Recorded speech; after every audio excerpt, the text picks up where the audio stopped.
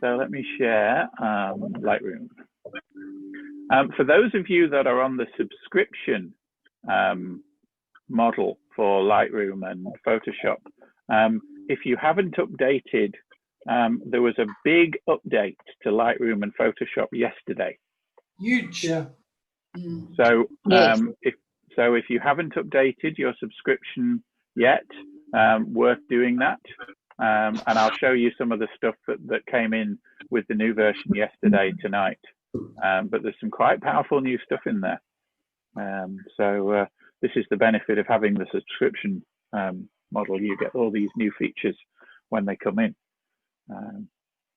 So are you guys seeing Lightroom now? Yes. Yeah, super. Okay. So this is the unedited shots. So the first 7 are the ones that you guys have sent in, and then I've just pulled up a few as well in case we run out. So we'll just start with the top left-hand one, which I think is Henry's original raw file. And I think this is a really interesting one. So that's a dog, Henry. Yeah, but this is what makes it interesting, isn't it? Yeah. You know, so you can take a shot like this and turn it into something. So let's hit the develop module. So D for develop takes us from the grid view in library module and puts us into develop mode. Okay, so there we are. We are now in develop, and it's really, really dark. Now I'm going to shut my left-hand panel down just so that we can see a bit more there. And what I normally do is I open up the right-hand panel as far as it'll go. And you see how it'll only go that far, yeah? But sometimes it would be nicer if these could be a little bit wider to give you a little bit more kind of control on the granularity. Well, if you hold, while you've, so when you're dragging this column to the left and the right, I'm trying to, there it is, yeah. Now, if I hold down the Alt key, and if you're using Windows, this is your Option key on the keyboard, right? So if I hold my Alt or Option key down, I can make that as wide as I like, yeah? So you can override, if you like, the default maximum width of that column by holding the Option key down if you're using a Windows machine. So that's that. And again, I'm just reminding everybody, if those, Joan, you came in a little bit later, I'm recording the session, so I'll send a video of the whole session to Akash, so you can play it back and kind of follow things slowly and stuff. Okay, well, I guess we would start with exposure, wouldn't we?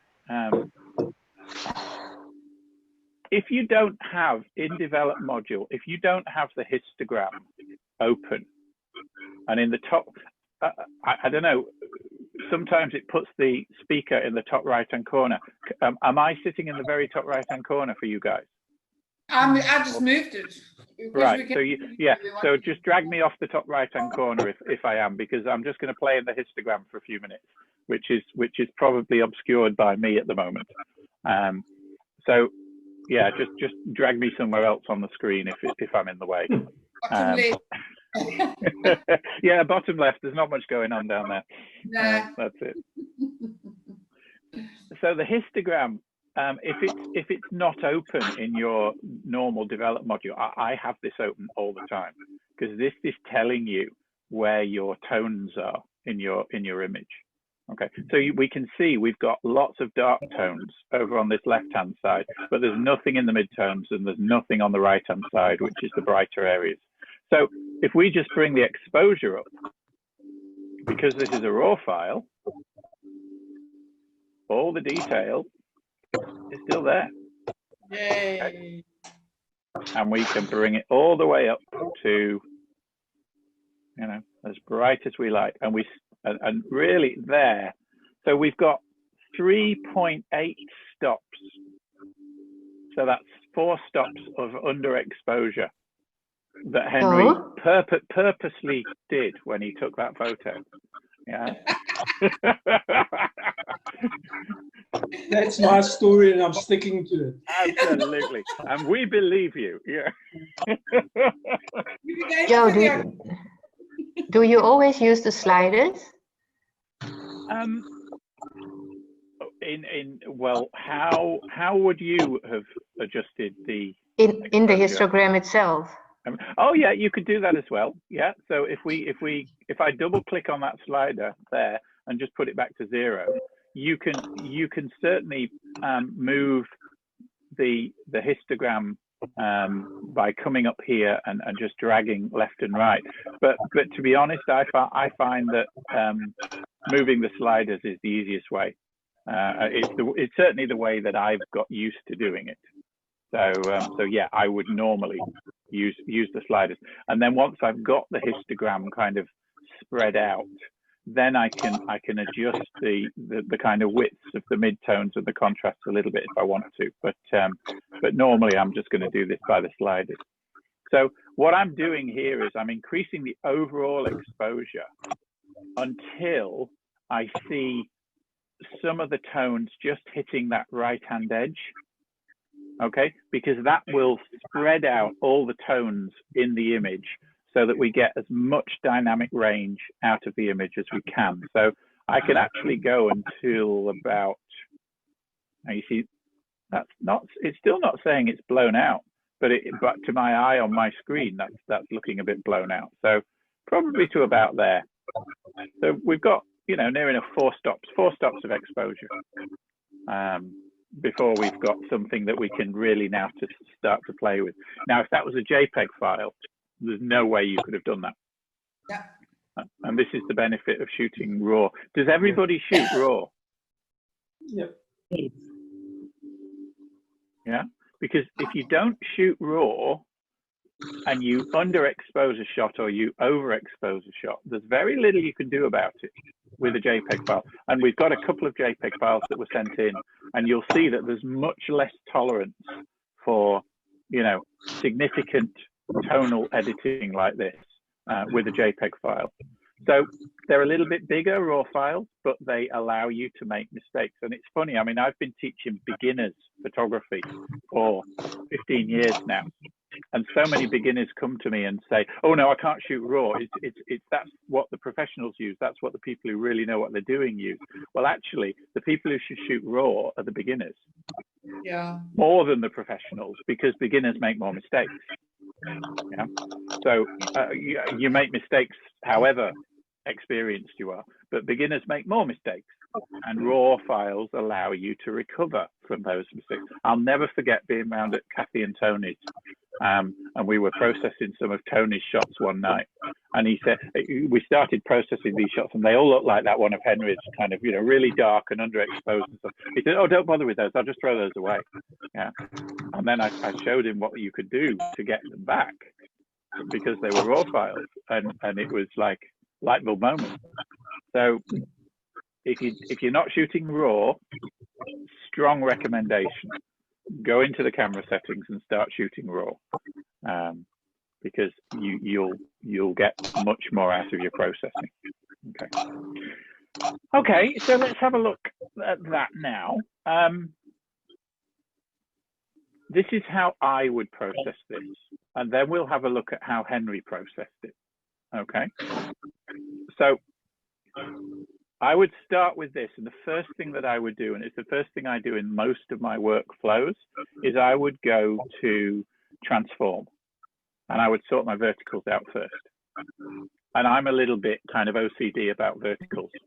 Yeah, if I get the keystoning and stuff, I generally want to fix the verticals. So there's various ways you can do that. So that the transform tab is where you can do this stuff. So you can use the sliders. So here's the vertical slider, okay, and that will move the shot up and down like that, kind of around a central point. So you could maybe do a pretty good job of your verticals that way. Yeah. If I just double click on it to center it again, yeah. If we need to do the horizontals, we can do the horizontals that way. Okay. So you've got quite a lot of power here. We can rotate to get the straight lines that way. Again, I'm not going to actually use these. We can change the aspect ratio, so we can either make it flatter or and then we can do all kinds of other stuff that you probably never use. Then we've got these 6 buttons up here. So auto is a good place to start because auto will make its best guess. Okay, and that's not bad, but we're losing a lot of the left-hand edge and we're getting a bit close to the top and all that. So let's just turn it off again. Okay. And depending, you can try these different ones. So that would be levels, nothing happening. Vertical, we'll look for strong verticals in the image and we'll try and use those. And then a full auto, again, it'll give you kind of odd results depending. The thing I use most in the transform tab is this little button up here. Okay, and this little button in the top left-hand corner. So if I click on that, yeah, and now what I can do is I can draw the verticals. So this would be one of our verticals, wouldn't it? So we can just draw a line down. And again, if you go to the bottom, you've got a little bit more control rather than trying to do it here where it, it moves more. So go all the way to the bottom and then you can really make that vertical follow the line of the tower. There we are. So there's one vertical line and you get to draw 2. Okay, and then it'll figure out the rest of the angle. So I would think this is our other vertical, isn't it? Probably the side of this building. So let's try that. So maybe start there, and sometimes with these verticals, if I'm trying to match the side of a building, just start a little way away from the edge of the building, and then you can draw the line down the edge of the building, and you can see that there's that millimeter or 2 millimeters of air between. So that would probably be it, and that will give us those 2 verticals. Okay, and if you've got horizontals in the image that you want to be horizontal as well, now we could do that. We could do this line as a horizontal and say this line or whatever. It's going to perhaps skew things a bit too much. I mean, let's try it. So we can draw a horizontal line there. Boom. Okay, so that's given us now a horizontal. But you see what it's done to the tower? The tower is now kind of quite skewed at the top and stuff. So I'm not sure whether we really want that. You see, those horizontals I don't think are working. So I'm just going to click on each of those horizontal lines and hit delete and just leave it with the vertical. Now, if you want it to constrain the crop itself, you just click on constrain crop and it'll just give you the picture without the white, okay? Or you can do that yourself in the crop tool. So I'm going to go to done there. And if we go up to the crop tool now up here, R is the shortcut. You can see it's constrained in there. But let's say that we wanted a bit more of this foreground. Yeah, well then we've got the unlocked padlock over on the right in the crop tool now, so we can maybe pull the edges in a little because this wall, we can lose a bit of that. There's not a whole lot going on there, okay, but maybe we want more of this interesting foreground. So I don't know. Let's come down like this, yeah. And now I'm thinking. What about a vertical? Yeah, well, we could do that. Or maybe go for a square. Yeah, now I know Henry is now gnashing his teeth because I know Henry doesn't like square crops. Yeah, but this is my picture at the moment, Henry. It's not yours. Okay, so so I would probably at this point go for a square crop. Okay, so there I've gone down there and chosen 1:1. So now when I adjust the crop, it'll stay on that 1:1 ratio, whatever I do with the crop, yeah. Because that's giving me the side of this building. It's giving me enough of the side of this building to use the lines to kind of come in to, take the eye in. But I think it's going to work. So I'm going to say done on the crop. Okay. Now, the reason you crop early on in your processing workflow is that by cropping, you change the tonal range in the shot. Okay, so what we've done is we've cropped out some of the midtones and we've maybe cropped out some of the dark rows. So once you've done your crop, go back to your basic panel and just check your histogram again and see whether there's a little bit more room to move things, you know, one way or another. So I might just put another, you know, 1/10 of a stop on there, something like that, and start with this as my, you know, my editing thing. Okay. All right. So what are we going to do with this? There's lots of stuff we could do. We've got stone. We've got you know, this stonework down here. We've got this stone in the right hand edge and the right hand edge and stuff. So whenever you've got stone and you've got high frequency detail, fur, feathers, stone, all very tiny detail, high frequency detail, that's the texture slider. Okay, and this slider came in about 2 versions back in Lightroom.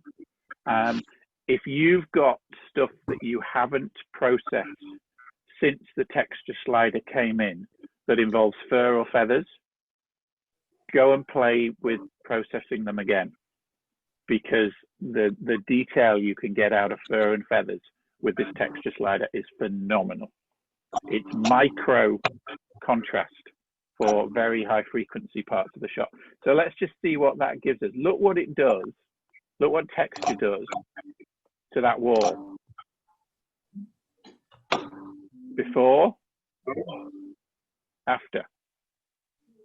Yeah, before, after. It really brings out the detail. Okay, and it brings out the detail down here with this wet stuff going on. And we could maybe just, you know, even bring the detail out of the stone a little bit more. But that's just a global adjustment. And because texture is quite intelligent, it doesn't apply that to the sky, because the sky is a low frequency area. There's no detail in it. So the texture tool doesn't apply itself to the sky. And that's where it differs from clarity. If you do this with clarity, yeah, clarity makes everything crunchy. Yeah, so it's like it's too much. It's a texture's what clarity should have been. So these days I use clarity very little and I use texture a lot. Now you tell me. now he tells me, yeah. So you can't overdo with texture then? Well, you've got a lot more flexibility to do a lot with texture. I mean, I very often bang it all the way up to 80 or 100. Yeah. Okay. It's far more forgiving. Whereas if you did that with clarity, it's kind of too much. Friendly. Clarity is a much heavier, more blunt tool, if you like. Yeah. So we'll leave texture up there. Okay. Now, that's probably enough for now for global edits. Okay, and by global edits, I mean the stuff in the basic tab. Okay, so I'm probably not going to do much more in the basic tab, but what I definitely would do is I would now have a play with things like the adjustment brush. So I'm opening up the adjustment brush, and for those of you that know Lightroom, you may be seeing something new that you've never seen before. Hue. Ooh, what's this? Yeah, what's this? Okay, so this is new as of yesterday. Okay, so what hue allows you to do is change the colors of elements in your shot. Okay, now let's take a radial filter rather than an adjustment brush. All right, and let's draw a radial filter over the top half of the image. Okay, now the top half of the image is where we've got the blue sky, isn't it? Yeah, so if I now change the hue, it's going to change the color of that radial filter. Okay, now you can adjust this by using as well the range mask. So let's change our sky to, I don't know, whatever color that is. Yeah, but it's applying it as well, isn't it, to the tree and to this and to this, and we don't want that. We want to limit the change of this color change to the blue within our radial filter.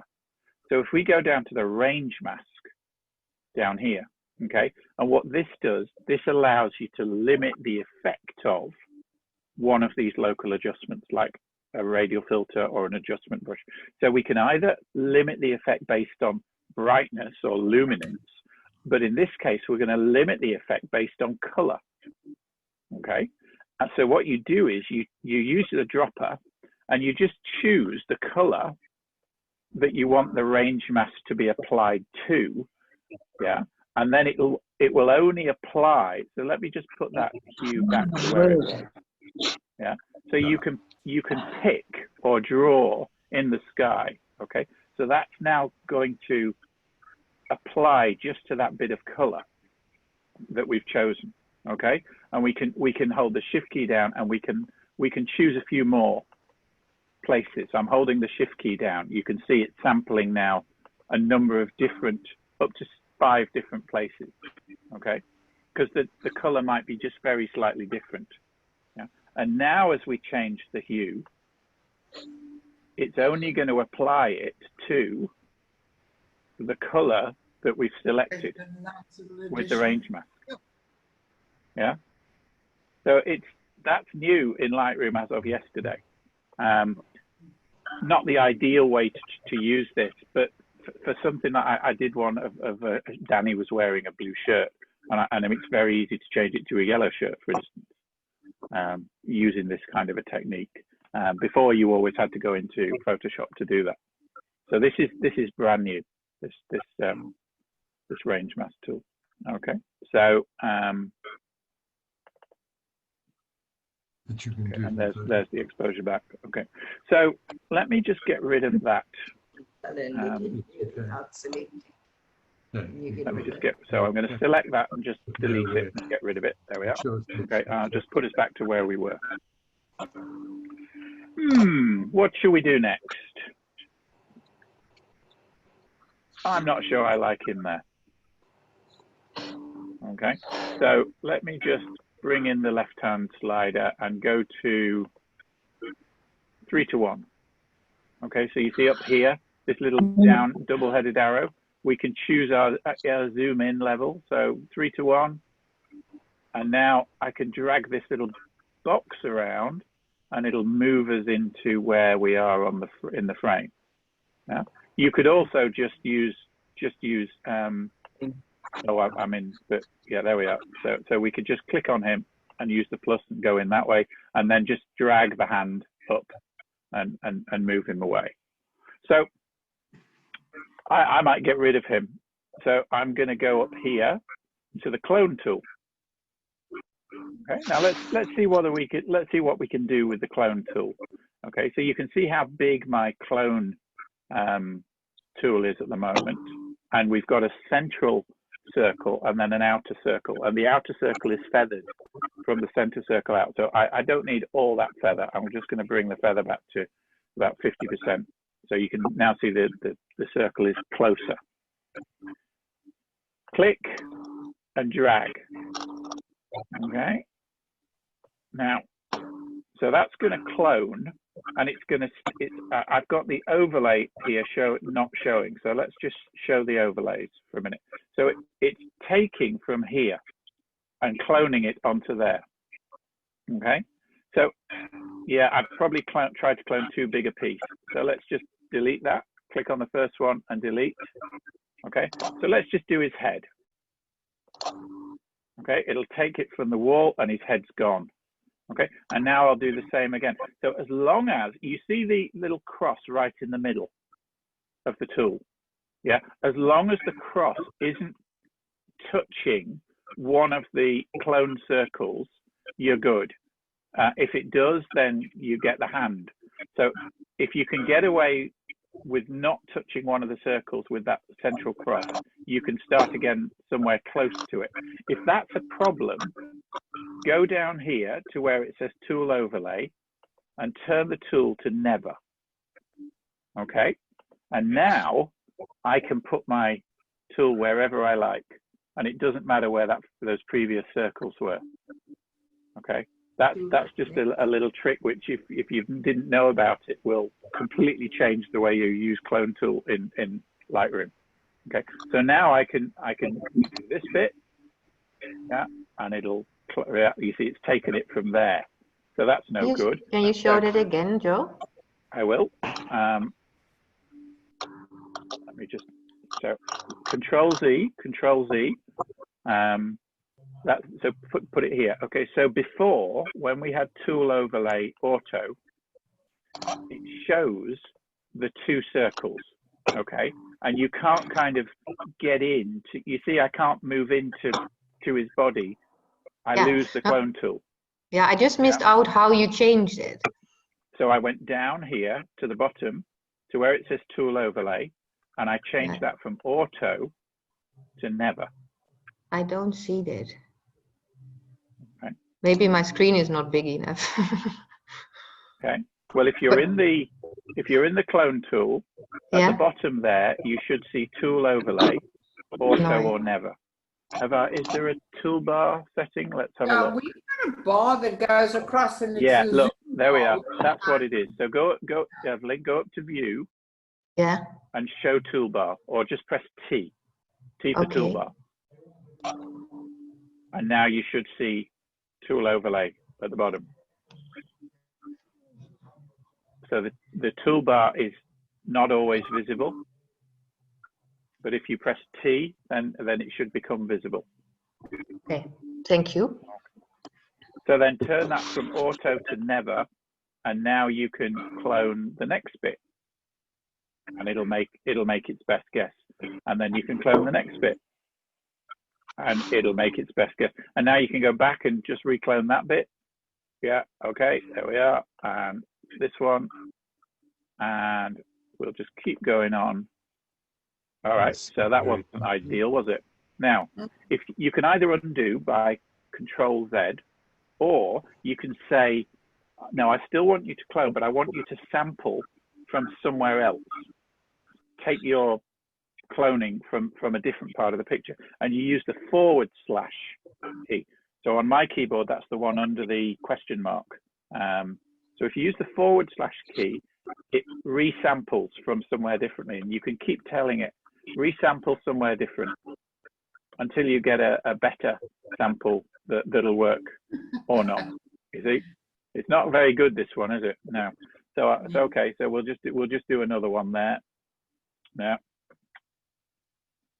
okay, so I'm going to turn my tool overlay on and tell it where I want it to go from.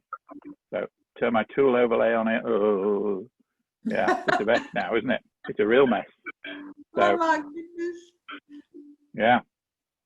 So the never is sometimes good and sometimes not so good, depending on how good you are at this stuff. So yeah, and then sometimes you have to go it again. But you see, it's taking it from down here because it's brighter, which is not ideal. So Control Z, just keep going back until you've got something that was a little bit better. And you can also go back through the history. You see on the left-hand side here, every time we're doing one of those spot removals. So if I want to go back to before I started my spots, then just go back to, say, here, or here, and that takes us all the way back through our history. Okay, so all right, so maybe I don't do any deletion of him because it's too difficult in Lightroom. Okay, so you could take that into Photoshop and use the Photoshop's more powerful at getting rid of stuff, but we're not going to do Photoshop tonight. We're just really going to stick with Lightroom. So let's say, okay, we wanted to get rid of him, but we're not going to for now. Okay. Because sometimes you can't. I mean, sometimes you just say, sorry, I'm not going to be bothered. I'll leave him in. what else would I do here? I would certainly use the adjustment brush, and I'm going to try clarity. So I'm going to put it all the way to the top, and I'm going to put my exposure down quite a way. And the reason I'm going to do that is so that I can see where I'm drawing, okay? And then I'm using the square brackets to make my brush size smaller or bigger. You can also, if you've got a roller mouse, you can use the ball on your mouse as well. And I'm just going to paint on this kind of cobblestone, because I just want to see whether I can bring out a bit more of that detail in the cobblestones.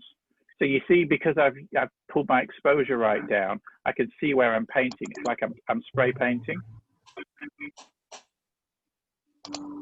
So I'm just going to try all those cobbles like that. That's pretty much it, isn't it? Got most of the cobblestones there. And then if I want to go right to the edge there, now I'll make it a lot smaller and just run it up to the edge. Like that, okay? Now that looks awful at the moment, but I can see where I'm drawing, okay? So now, you see I want to get into those corners a bit more there and just draw along that line a bit, okay? So now I've kind of covered the area that I want to cover. I can turn the exposure for this mask back to where it was before. Just double click, the exposure all of a sudden goes back, and now I can just play with things like the clarity. So let's try see what that looks like with a bit more clarity. Boom. You see it's bringing out the texture more. Yeah, and maybe the texture as well. Let's see what texture will give me. Now you see it's not high frequency enough for the texture to make any difference, but the clarity is giving me some, and maybe I'm going to play with a bit of contrast. See whether some contrast would, yeah, definitely. Look, now I'm getting some real kind of action down there in that stonework. Okay. So just using exposure to show where you're painting, and then turn the exposure back to zero when you're using these adjustment brushes and things can be really, really useful. All right. Okay. So radial filter on this bush. So let's just draw over this bush, okay? Because what I want to do is I want to get a bit more detail out of this bush. So again, the exposure is showing me where the radial filter is going to be applied, okay? So I can now knock the exposure back to zero, double click on it. And now I can play with the texture. Yeah, that's definitely brought that bush out a bit more. Clarity, what's the clarity done with it? Yeah, look, from there, let's put the clarity up a bit. Bang. Really pops that bush a bit more. Yeah. So now, what we don't want it to do though, we don't want it to affect the sky behind it. Okay. So I'm going to pop the clarity up, but I'm also just going to pop the exposure down so that we can see where it's affecting for a minute. Okay, so that's where that clarity is being painted at the moment. So it's also being painted on that sky. But again, all these adjustment tools use the range mask. Okay, so this time I'm going to say luminance. So only apply the stuff that we're changing in this radial filter to the darker areas within the radial filter, not the brighter areas. So at the moment, the range mask is applied from the darkest area all the way up to the brightest area. That's what these two sliders are. So let's pull this back from the brighter areas. And can you see what's happening? Now, not applying it to the sky, because the sky is brighter than the, so you just pull it back until it's not affecting anything other than the bush. There we are, about there. Okay, and now I can pop my exposure back to the middle, and it's just the bush that's being affected and not the sky behind it. It's just catching up. There we are. Okay. So look, the sky has not been touched now by that adjustment. So this range mask is so powerful. It gives you a huge amount of control of the detail in shots. Okay. Yeah. It does. Is any of this new to anybody? Yes. Yes. Oh, good. Oh, good. Okay. So we're not wasting our time tonight then. I know of the range mask, but I can't use it as well as you do. I've tried it, but I didn't get it like you did it. I find, Kathy, that using that little trick with the exposure, you know, of either overexposing or underexposing, to see where you're painting, if you like, that makes it so much easier to adjust that range mask. Such a good tip. Yeah, it's just a little trick. Okay, now I know that Henry processed this as a black and white. So let's have a play in black and white and just see what happens. So go up to basic, bang it into black and white, which is there, and then now, yeah. So we start with the black and white, and it's all right, but it needs. Now what we've done is we've not got any real contrast with the sky, between the sky and the rest. So now what we do when we've converted to black and white is we now go down to this tab, which is the black and white tab. You see, when it says color, when we're processing in color, we have HSL and color down here. When we choose black and white, that HSL and color changes to black and white.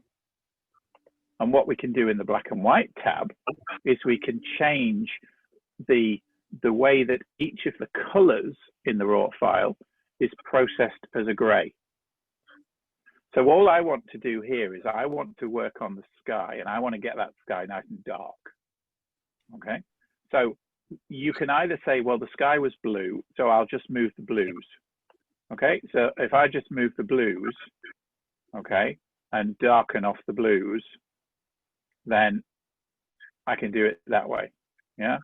And we can just choose on the blue. But you see, I'm getting a really mottly kind of effect. Yeah. So it's not just blue, that sky, it's got different colors. So you're better using this little dropper, this eyedropper tool thing, and you just put the cross somewhere in the sky, and now hold it down and move the cursor, move your slider up and down, and you see it's mostly blues, but there's a bit of aqua as well. We're still getting, it's still not a very good thing though, so we might be better just using an adjustment mask like we did earlier on, because we're still getting quite a crunchy look, even if we play with the aqua and the blues. Yeah, that, you know, we're still not getting a good look. But I would want to knock those right down and get them nice and black, and it isn't working. So in this case, I would say that we are perhaps going to be a bit screwed on this black and white one in terms of getting that sky. We could try selecting the sky, but it's a lot of work for not a lot of gain. Yeah, I'm not sure that I would. I'm not sure that I would even go there. I would come back to color.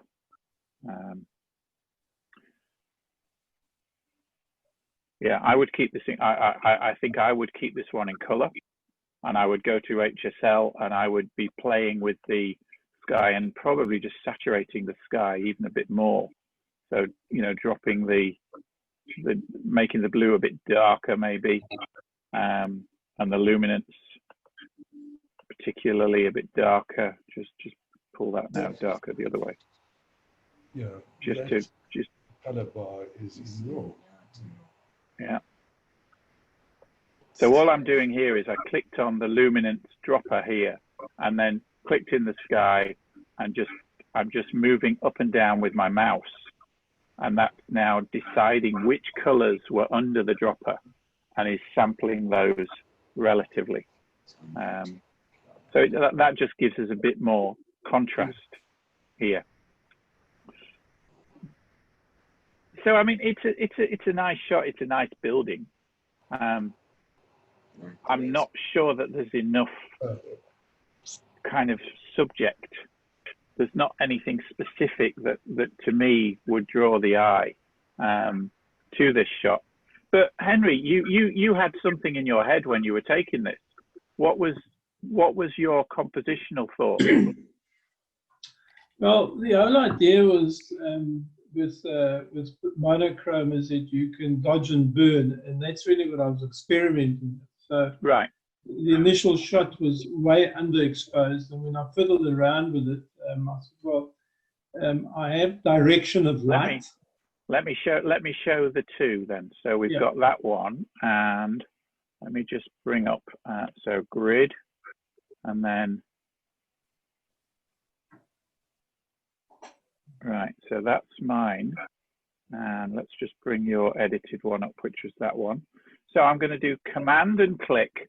So I'm now showing that one and that one selected, yeah. And then I'm going to go into survey mode, which is N. The shortcut is N, and I can close the side down. So now we can see the two images side by side.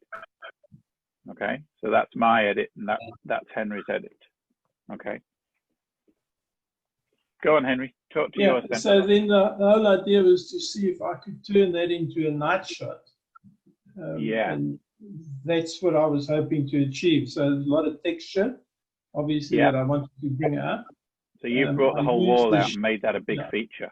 Yeah. I used the direction of light to accentuate the areas that I would see light from the side, from the left-hand side coming onto this the mosque and the grounds. Yeah, because you've got that light there, haven't you? Yeah. That's right. Yeah. Okay. And then you've just used what, radial filters or adjustment brushes just to just adjustment brushes, trying to bring out some detail in those areas. Yeah. I mean, to me, these bits here don't fit with the direction of light here. I don't know that if the light's coming from up there, it's the moon presumably, or the sun in this case, then I'm not sure that these pools of light work here. You might get them coming behind the building onto there, but those pools of light would be wrong for the direction of light coming in from up there. I mean, I'm not an expert compositor at all, but this is one of the things with compositing as well. You have to be absolutely solid on direction of light and where the shadows are and where the brighter patches are, because as soon as you get one wrong, we process it unconsciously and it just doesn't look right. But it's really tricky to do. So I think to me, these pools of light here were just a bit overdone. I love this. I love the texturing on the wall. And I think you've really made that wall a feature in the shot, which I didn't. I kind of made this more of a feature. This light here. So that's great. There's no way light coming from that side could hit here. So it's romantic. It's not just. But if the light's coming from here, then there's got to be another light from here. No, I think it can come from here, and then it goes. Yeah. So, Jacques, we can hear you. We're just arguing about where the light came from. Yeah. The light. I mean, I think the light's coming from what, up here, isn't it? By looking at that, I'd say the front of that minaret, and then we've got it's pretty high up because this building's casting that shadow behind us, and the guys have pretty much got no shadow, so the light's coming almost straight down on them, isn't it? Yeah, I was looking more at Henry's the fact that This there's one. side light coming on the dome, and Yeah. then another light, and Rona was saying, but there are two lights. There's one from the front and there's one from the side. I think that what Oh, right. Henry's done is Yeah. created a very lovely romantic effect. If you start Yeah. getting picky about where the light's coming from, you might say, hang on, this is more romance than reality. But that's Yeah. what It's a Casablanca shot, isn't it? It's kind of like, yeah. Well, I suppose if anybody's walked around in areas like it, we have the mosque at night, there's lots of light casting some crazy shadows, but also bringing out lots of detail. And, you know, as I say, it was an underexposed shot, and I thought, well, how can I utilize what's there and try and make it different, but still exciting? So I tend to agree with you now that I look at it, the sort of brighter spots on the paving in the front here. But to me, the light was still going to be coming from the top left going down. So whether it's moon or residual light from the buildings next door. Yeah. But Henry, when you do this, you are being creative. If you absolutely. If you put a camera on a tripod and just did a time exposure, you'd get a different picture. But you've created something which has a romance to it that is attractive. Yeah. Yeah. Yeah. I mean, it works as an attractive shot, and you know, the general black and white rendition is lovely with the textures and things. I just think these pools of light are just a little bit overdone. I think dial them back 50%, so that they just become a little more subtle, and feather them out a bit more, and that would be great. Oh, we are joined, guys. We are joined by Fergal Quinn tonight, who has just run off. So I'll just introduce Fergal. Fergal has he joined me for some lessons about a year ago. He'd never picked a camera up 18 months ago, and we've been shooting together for about 18 months now. And this year he won the Irish Nature Photographer of the Year award. Oh, very well done. So he's become a very good friend of mine, and he was fascinated to hear about you guys. May well actually join as your second international member. So I invited him to come along tonight and just meet you all and see some of your images as well. So I hope you don't mind. But the more the merrier. So when he's back, he can say hello. But just as I introduced him, he ran off. Okay. So let's come out of. Sorry, Joe. I think if I could just say on this image, I think the important story or the important point to pick up here is that don't give up on a shot. So even if it's underexposed, there's something you can do. Don't throw away with the start.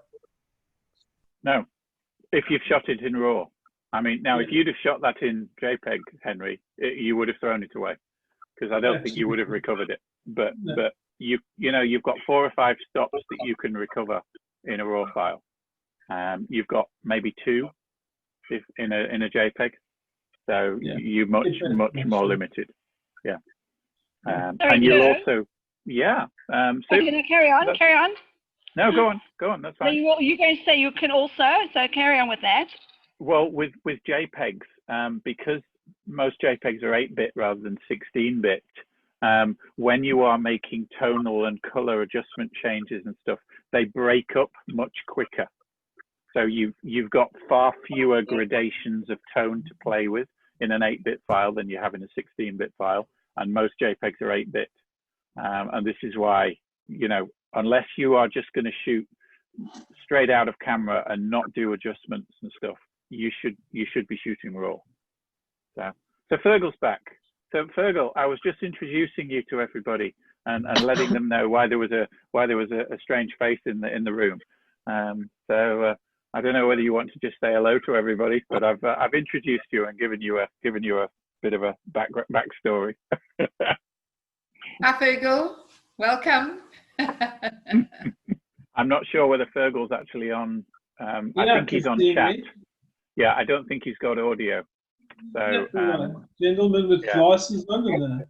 He's typing like mad. I think he's on a machine with no audio by the look of it. So well, yeah. Anyway, he can sit in and listen tonight, and yeah. You're muted, I think, Fergal, unless you haven't got your thing on. So yeah, I think he's not able to talk. Okay, no worries, no worries. If you sort yourself out, let us know, Fergal. Otherwise, just watch along. Alrighty. Okay, can I just before you leave, please can I just ask you, please can you just show each of those photos in full screen so we, as opposed to comparing them, we can see them as individuals? Okay, so there's one, and there's the other.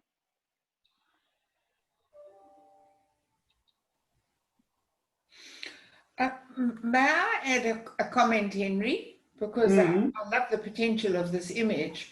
You've got a dark circle, yeah, there going, why have you got such a dark circle? I found that a bit distracting. I feel if you lighten that a bit, just slightly. Let's try it. You've got too dark.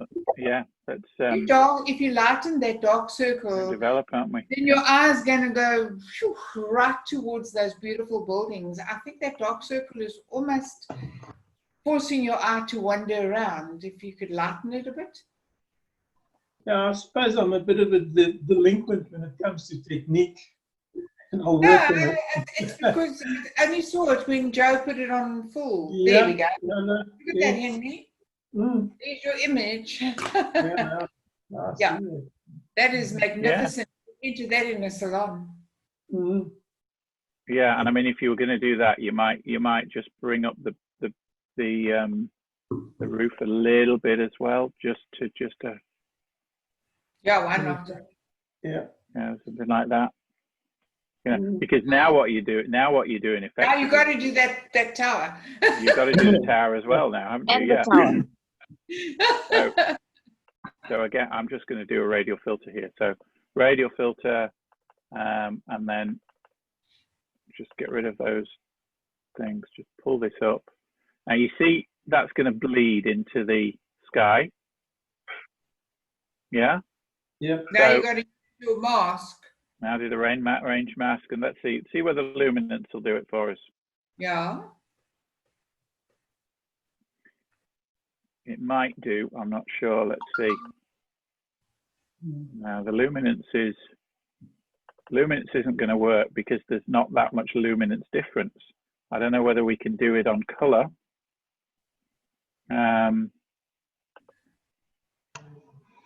So let's tell it to choose the tower color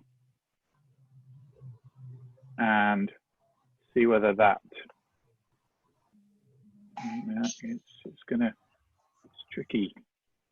What happens if you just select it with the running ants and hit the... Well, you don't have running ants in Lightroom, Jacques.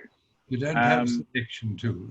No, I would just brush it. But what you can do, you could just brush it on the left-hand side with my brush. Why don't you just brush it on the left-hand side? I mean, you can go into 1:1, say, or 3:1. Yeah, I would just brush it a little bit. I think that's how I did it initially. I love the brush. So if we take an adjustment brush and we auto mask, okay, so you need auto mask on because that's going to catch the edges. And now, you see, I'm painting. You see there, there's got to be quite a lot of contrast on the edges, or you've got to be very, very careful. So, so that's the thing with these brushes. If you've not got a lot of contrast, then you've just got to be careful where you brush. So, now don't forget that this is way turned up. So you do your brushing like this, and then make your brush a bit bigger for the insides, like this. Just move it up to the edges like that. Yeah, so there's the top of the tower done. And then when you come back out to fit, Yeah, I mean, obviously that's too much now, but now you can see where you're painting because you've turned it all the way up, and then you can pull the exposure back and just like turn it up a little bit or a lot. Yeah. Yeah, and just bring it out that enough, and then again you can do this. You can do the same here, so you could just draw that down. Yeah, Just there you bring go. that up just enough to bring it out, and then tone it down or up accordingly. But yeah, you got to be very careful. You don't want halos and things, otherwise you'll get they'll kill you for that. Okay. Should we move on to the next one, or has anybody got any more? Joe, is this manipulation or not?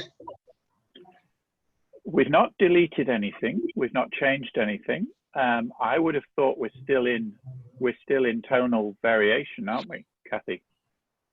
I don't know. Well, it's open division. But buildings in black and white are open anyway. They're open. You can like with open. So that's not an issue. But I mean, we've not cloned anything out. We've not added or subtracted anything to the image. All we've done is highlighted with some tones. You could highlight a leopard in the bush the way you do it now, and bring out, make the leopard stand out more. Obviously, you wouldn't do it as much as it's natural, but it would be well within the boundaries. Yeah. What about the fact that it doesn't now look like it looked like at the time? Well, I mean, if you shot raw, you've got a black and white from a color raw file anyway. So I mean, that's different anyway, isn't it? And black and white nature, you normally enter in the open anyway, Mark. It's usually in the color that nature's, that it's no manipulation. Yes, I accept that, Kathy. I just thought we were asking the question as to whether it was or wasn't manipulation. Not if you change it. If you change it that it's different, then it's manipulation. Okay, so here's an interior scene. To me, this is crying out for black and white. This is lines and form and detail. But I don't know, I haven't seen I can't remember how this was post-processed, if I've got a post-processed one. So again, I'm just going to take this as it's just come out of my camera, and what would I do with it? So again, first thing I would do would be, I would go down to transform and I would put my verticals in. So I would pick that vertical there, and I would pick a vertical over here, say that column there. Boom. Okay, so my verticals are correct now. And then I'm clicking on done. And now I'm going to the crop tool. So I press R for crop. And I'm going to now crop in. So what am I looking for here? This is quite a strong element. So we obviously want to lose the white area. So how much of it can I lose and still? I don't know that this is doing anything for me particularly. So I can lose that window bit. I might kind of,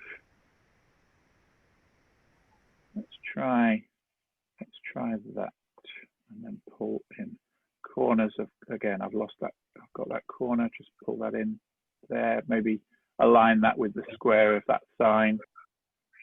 Have a look at this corner. I can just include this, but then that's creeping in. So again, pull that down a little bit. Can I lose the D? I can clone that. So that might be a start in terms of the crop that I would do. Okay.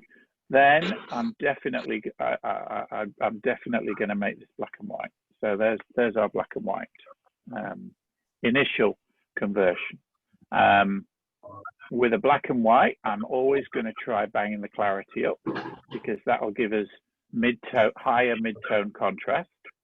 I'm looking at the histogram now, and we've blown some highlights probably down here and up here. You can see that little jump in the right-hand edge there.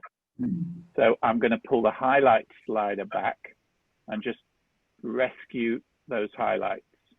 And you can see that those very, very bright areas just here and here have now come down quite a bit, and we've lost the blown out stuff. So that's all right.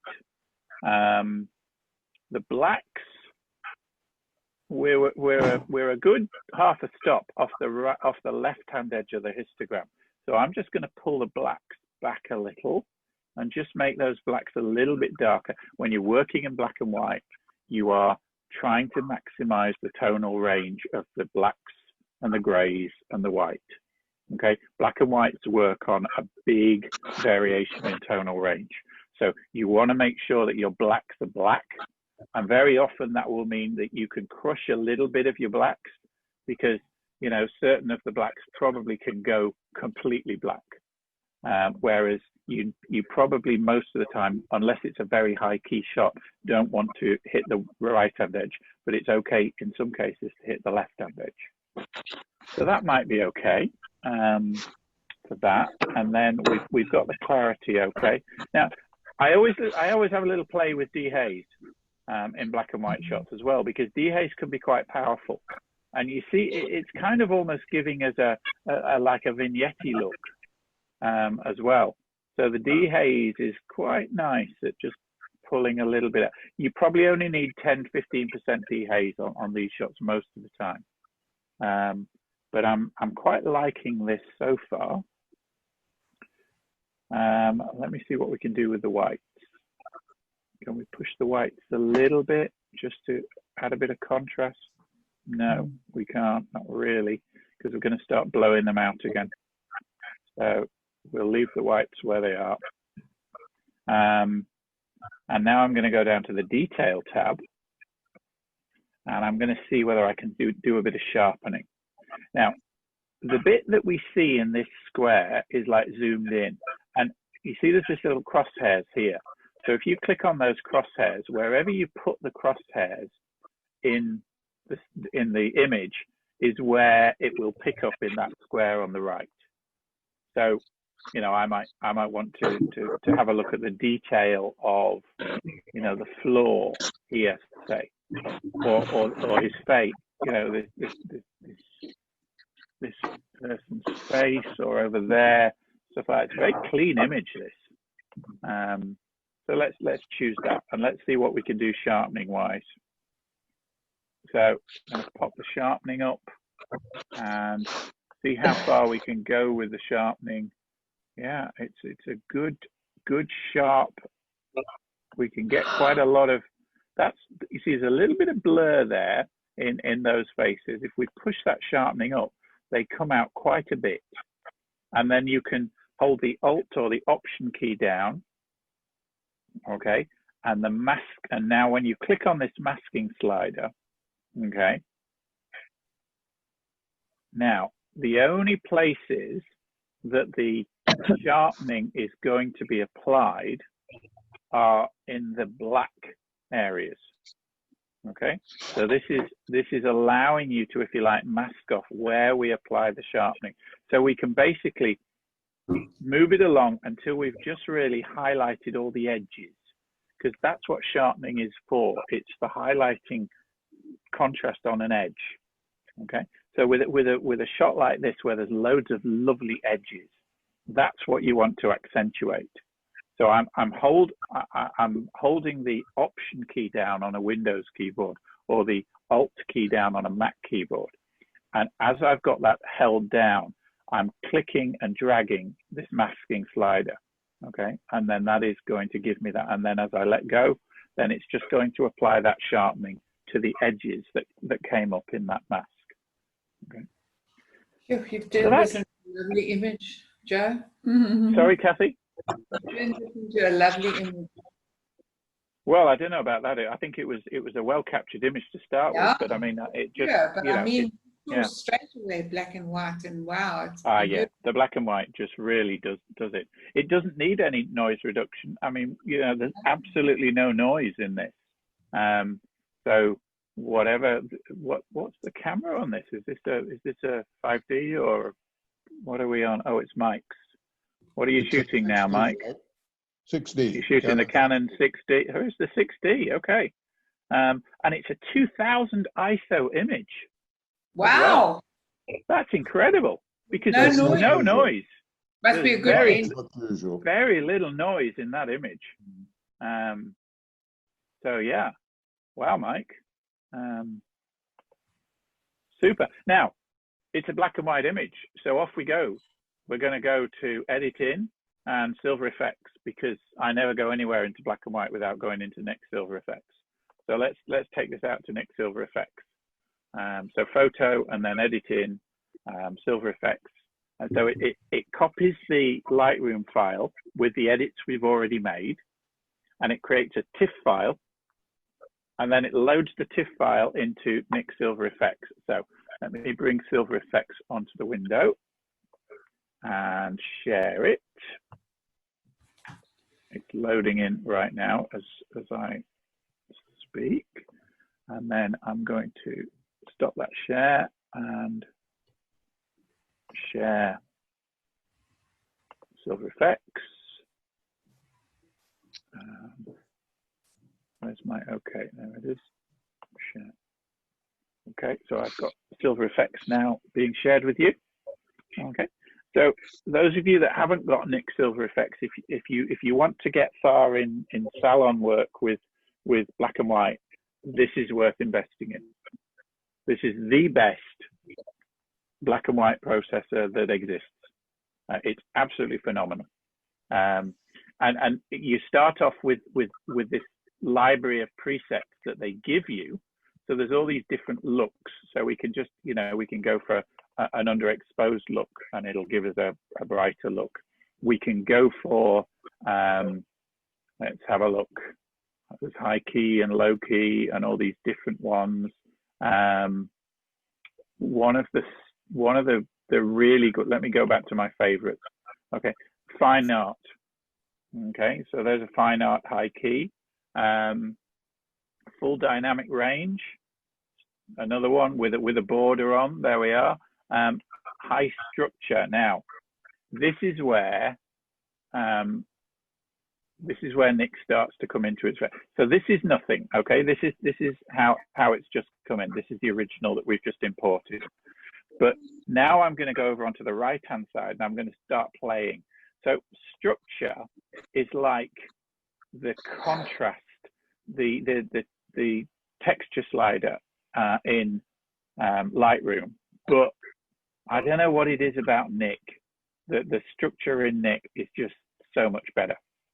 Okay, so I'm just going to push the structure up to about 80% and it'll bring out all this fabulous detail. Yeah, I want to push the whites a little bit more here, just to get a little bit more of that contrast going. Silver Effects Pro 2. Yeah. And just push the dynamic brightness, just to push it up, just to play. And again, you see, we've got a histogram at the bottom so we can see what we're doing here. And then we've got curves, we've got all the different colors and stuff here, so we can play with things like the reds. Let's see whether was there any red in that shot? No, obviously not. There must have been some different colors in here. What's the blue doing? Oh, there's very little to play with. Yellows, yeah. weren't there? There were yellows, but is this just a sensitivity? Yeah, let's just see what a yellow filter would do. I changed it. No, it's not playing at all with those colors, which I don't normally play with anyway. But what I do, one of the things I do quite like is this silver toning. Okay, and what silver toning does is it just applies a kind of an interesting tone, and you can apply the hue of that tone and change the overall hue to a bluer kind of colder look. like almost like a cyanotype or whatever, something like that. And then we can put some paper toning in, put a bit of texture around it if we want. And then one thing I do with all my street photography is I burn the edges. So you see, look at the edges now with that burn. So no edge burn, a little bit of burn, a bit more burn, but that just brings the eye in. It takes the eye into the frame and stuff like that. If you want, you can put borders and things on the frame. You've got all these, you know, different options for borders and things, but I to be honest, I don't like the borders much. But yeah, I think I would go with something like that. So I would save that. And sorry, Joe, what's this called? This is called Nick Silver Effects Pro. Okay. Does it add on to Lightroom if you buy it? Is it part of your Lightroom? It installs itself into Lightroom. It becomes an external editor for Lightroom. Now I'm just going to share Lightroom again. Pop you back into Lightroom. And how do you get to it from Lightroom? I'll show you again now. Let me just come into Lightroom and get into the grid view again. There we are. And there's our edited shot. So in Lightroom, if you right click on the shot while you're in library or develop mode, yeah, you can go to edit in. Yeah. And then here's all my different additional programs and things. And I've just set Silver Effects as one of the 2 default ones, but it would appear in this list. Okay. So you can do it that way. You put it further down, yeah. Or you can go up to the photo menu up here, and there's edit in. Okay. So you can do it from there. So you can either right click on the image when you're editing in it, or just go up to photo and then edit in. Okay. And if you get Silver Effects, you can also get into Silver Effects from Photoshop as well. So either. Beautiful.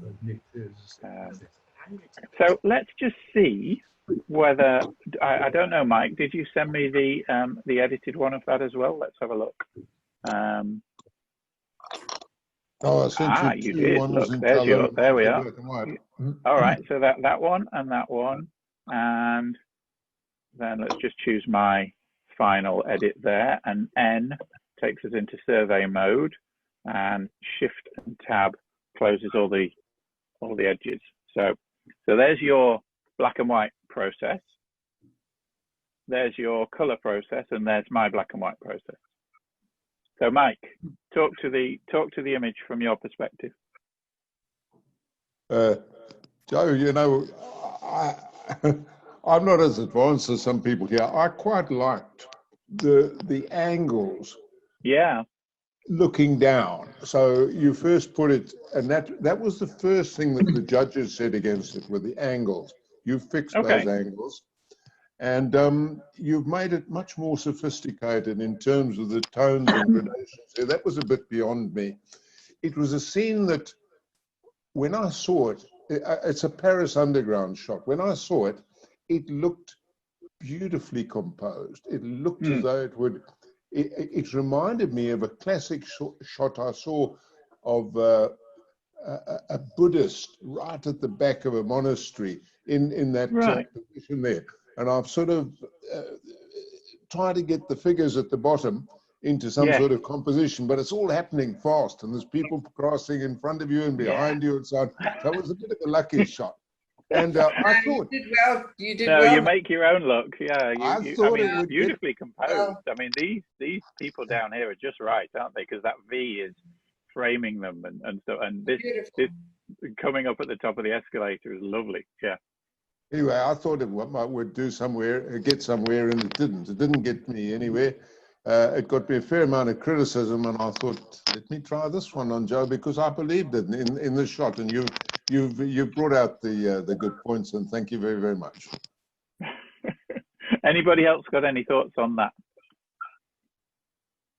Just a question, Joe. in terms of PSSA regulation, all the processing must be the work of the person submitting the picture. If you take average picture, dump it into one of the variations of Nick and present that, should you have a conscience twinge, or should you feel quite comfortable? Good question. Good question. Yeah. Should you be able to apply presets where other people have kind of created those presets? I don't know. You might have a conscience twinge. I think. I don't know. I have Nick, and I've used Nick, and looking at some of the salon catalogs, it's very clear to me that half of South Africa is using Nick, and I just wondered if they're, because you've bought and paid, you're paid for it, you're allowed to use it. It's just a thought that occurred, because you can make such a dramatic change to a picture using Nick. You can take a fairly indifferent shot and using one of their presets, turn it into, give it considerable enchantment. And I'm sure it's and you can with many other. It's not just Nick. Topaz or Affinity or a lot of these programs that offer these presets now. I think we're living in a world where presets exist, and I think people are going to use them. But you've still got to take the original shot, and you've got to capture a scene that has a composition and that has enough elements in it that the tonal adjustments that you make, whether you make them yourself in Lightroom or whether you make them with a preset and tweak them. I think that, we're hitting a sensitive issue here, and that the picture is probably at the end of the day judged on what it looks like, and you either have it open or you have a rule which limits it. And if it limits it, to my mind, it should start at the camera, because a cheap camera and an expensive camera might give you a very different setting. And I think that once you put yourself into the open, once you put yourself into a competition where everybody is allowed to do what they like, you've got to accept the guys that use the presets. You get purists and non-purists, and there should be different categories, maybe. Maybe. Joe? Go on, Kathy. Generally, with these photographs and with people, in general, if one uses a preset, you've got to start with an amazing image if it's going to get anywhere. No preset is going to turn a crappy image into a great image, for starters. Number two, when you work on those presets, it's very, very rare that preset will suit your image. So you've got to still got to work on it. You tweak it. Yeah. What PSSA do not allow when they say it must be your own work is what they call filters. Now you buy filters and you get free filters, and that is or additives where you have an image like this and there will be little butterflies that you haven't made yourself, or little flowers that you add on those filters, and you add the butterflies on. Or you add lace that you've bought, or it's been a free download, or it's on the Photoshop filters. That is disallowed because you didn't make those little butterflies, those flowers, but a preset is basically very much a variation of Lightroom. Lightroom itself does presets. Yeah. If you work with your photos in Lightroom, on the left-hand side, you click on the Lightroom presets, and you've got a vast variation of the black and white and all that. It is totally allowed, because once you've clicked on that preset, you then tweak it to suit your image. Yeah. If I might just add that I think that if you play around enough, you would soon develop your own sort of presets, and you'd get very close to what the presets give you. Kathy hit it right in the head, is that it has to be your own image. And from that, you would then present it the way you would like everybody else to view it. So you haven't added anything. All you've done is you've just refined it in many different ways. So as long as it's your own work, I think it's perfectly okay. If Mike had added an image of a little man or a little kid walking along there, a cute little kid, that is not allowed. because it wasn't his image. It was on a, say, a Photoshop filter, but he hasn't added anything to this image. It's just played around. You've turned this into a very artistic image, and I love it. But you haven't I mean, added... I think the thing with black and white is you've got to be bold with the daring, black and white. brave. You've got to be bold with your tones. You've got to push the contrast. You've got to push the whites and crush the blacks and have that kind of, because that clarity is what really very often makes a black and white shot. You both just said exactly what I think. Yeah. You can enjoy yourself, Mark. I think you, Fergal, you guys, Fergal, have you got... I'm very flattered. Oh, it's going to be fun to work on this image. Yeah, Fergal, have you got? Can you hear us? Oh yeah, you can. Right, I can hear you now. Yes. Thank you. Firstly, thanks to everyone for allowing me to join in. As said, Joe was speaking very highly of you all. Second thing is just, and I preempt this by saying I don't have any anything to gain with this. Nick Collection have their new upgraded version out this week, and there's 10% discount off it. I just seen an email on it this morning. So for anyone, and then a comment for Mike. He said this was a lucky shot. And Joe, you've heard me say this about a South African golfer, Gary Player, who always says, "The more I practice, the luckier I get." The luckier I get. Yeah. No, it was as we hear in club fairly regular. This was a well seen shot. Yeah. Yeah. It's Gary Player's our hero. So. Absolutely. So, will we move on? Will we do another image? Thank you, Joe. Yeah, good one, Mike. Thank you for sharing that. Okay, well, the next one I think is go away. Let's just go back to the unedited shots. Oh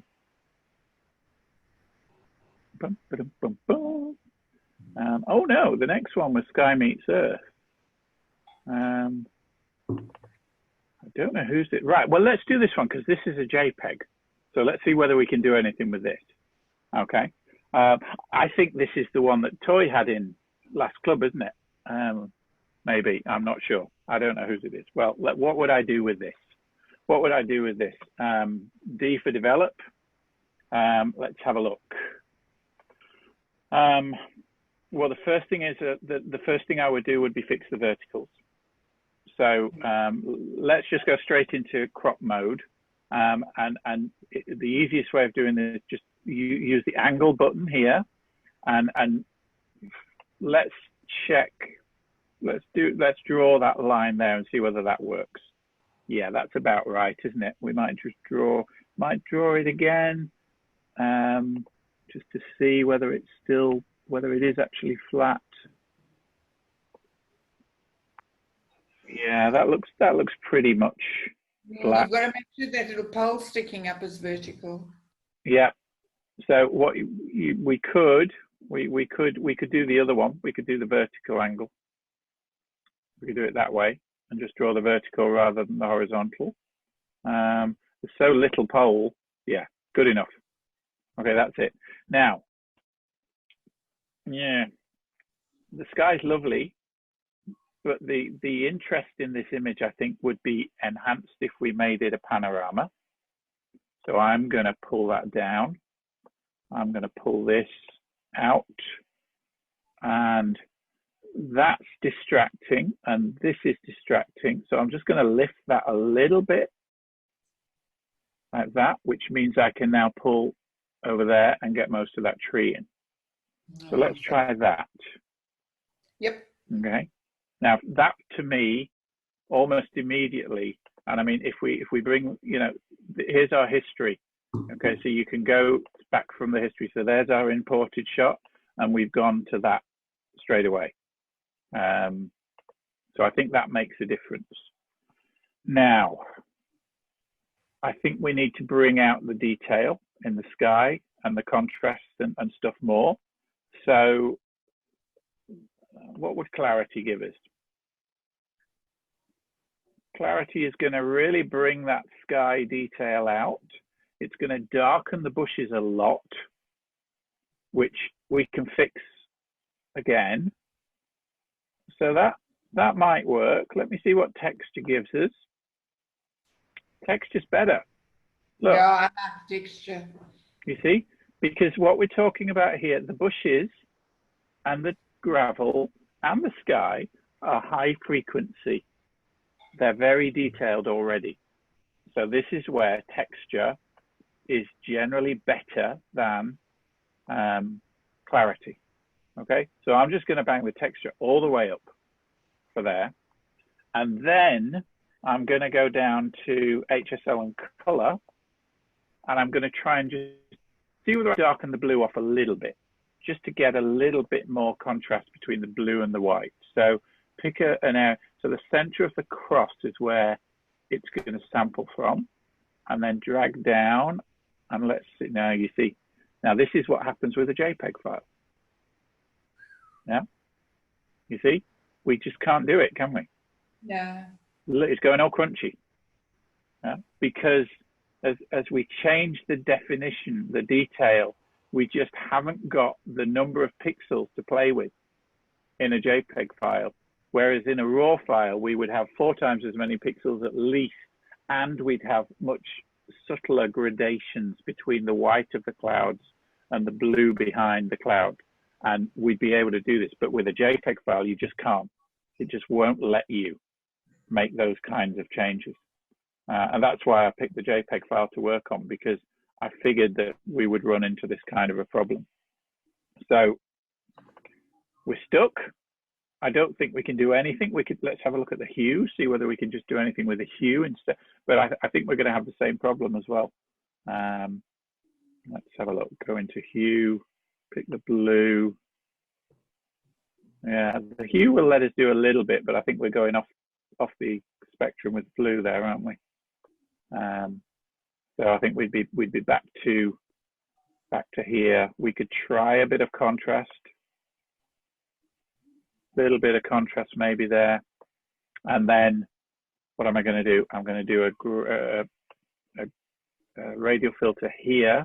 So I'm going to make it bigger, and then I'm going to drag the radial filter down so that it only really just covers the tree there. Okay. Now, same thing. The exposure, I want to brighten. I want to brighten the tree a bit more just to pull it out, but it's not exposure that I want. I want shadows. So I just want to work on the tree. So you see, look, that's just bringing the shadow detail out in the tree. And I'm going to go back to the range mask and luminance and just pull the light a bit back so that it doesn't affect the sky at all. So I'm just going to pull that back to there so it only affects the tree.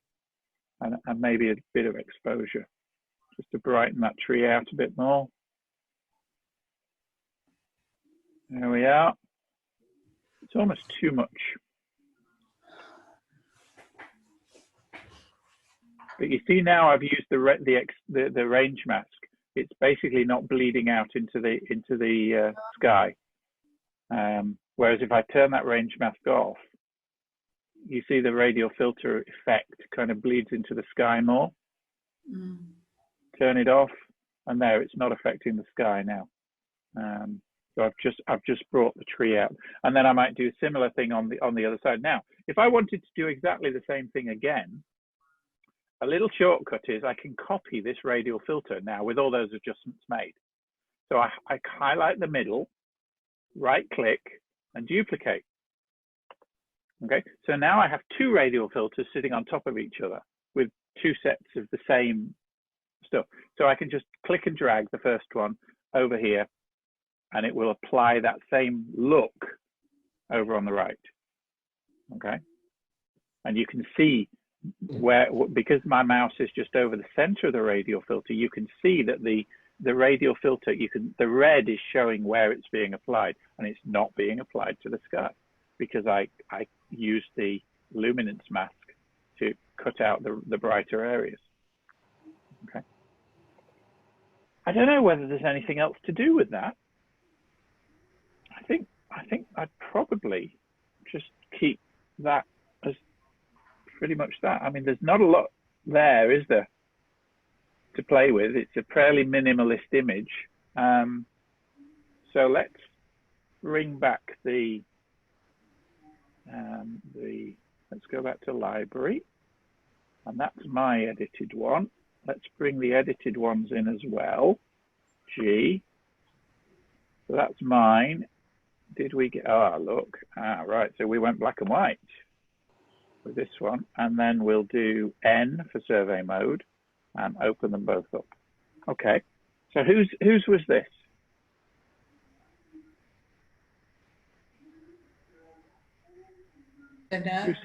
Who sent this one in? Was this? It was me, it was me, Joy. Joe. It is Toy. Toy. Okay, lovely. Yeah. Okay, Toy. Yeah. Okay, so maybe talk to what your thought process was, and you know what caught my attention on this particular scene was that odd angle of the sun, and that is why I took it. And so you wanted that angle. I wanted that angle. I didn't want, but I like your panoramic view of what you've done with it. It's much nicer, much nicer. But I am sorry to lose that angle, because that is what was on the site. That is what I was photographing. Okay. And it loses it once you straighten it. It does. It does. Yeah. I mean, whatever this is, this branch or whatever, there's beautiful detail in here. It would be nice if you'd kind of step back a foot or two and got. Maybe I should have done that. Yeah. And got that into the frame as a foreground element. It's too much into the corner, isn't it, to become a major foreground element. I agree. It's far too close in the corner. And you know, so if you'd brought that in, if this had been kind of sitting about here in the image, with a little bit of clear space around it just here, then you could have even accentuated that line even more, because it's kind of almost not done. It's almost like it's not quite enough. Yeah, you needed to kind of go more with it, didn't you? Yeah. But, all right, I had an idea, it didn't work. Your idea was much better. But I enjoyed it. If I can just say that I think you had an idea, and for me it did work. There's whereas the color edited version is a very straightforward picture that you find on a chocolate box. There's a spookiness and a certain atmosphere that in the black and white that makes you want to go and see what's on the other side of that hill down there. There's a story going on here, isn't there? Yeah. I love you. I do love you. You want to kind of, you want to read this should go on the cover of a Jack Reacher novel or something. You know, he's walking down that street. You expect to see. I would have loved to do that. Yes. All right, but I'm always on the other side of trying things. I really like what you did. That's what this is for, isn't it? Yeah. No, I mean, absolutely. I think that's what this whole thing's for, isn't it? You've got to try different compositions. Must bring the artistic into your photography. Well done. Yeah. But I have enjoyed and I've learned a lot. Thank you very much. Thank you. Oh my goodness! You're throwing in some challenges here. Gee. Let's see what we can do with this one. What is that? Blimey. Well, whatever it is, it's beautifully captured. It's a line. High frequent. Yeah. What have we got? Canon EOS 7D, ISO 400. Yeah, very high res. So let's hit D for develop, and let's see what we can do with. Golly. Where to start? I think we've got to zoom in, and we've got to make more of the eye. I think. That is the picture there. Yeah, I think the eye must be more prominent. Yeah, that for me, we've got it. The eye is the key here, and we've got look at that. I mean, that's at 3 or 4 to 1, 3 to 1, and we've still got huge detail. So we've got plenty pixels to play with here. So let's just close that then, Let's go to crop and see what we can do. So let's crop in. Now, we want to keep some of the background because we want the layering of depth of field, of foreground, clarity, and background. But how much and where do we keep the eye? Yeah. Let's play with thirds, lines, and things. I don't know.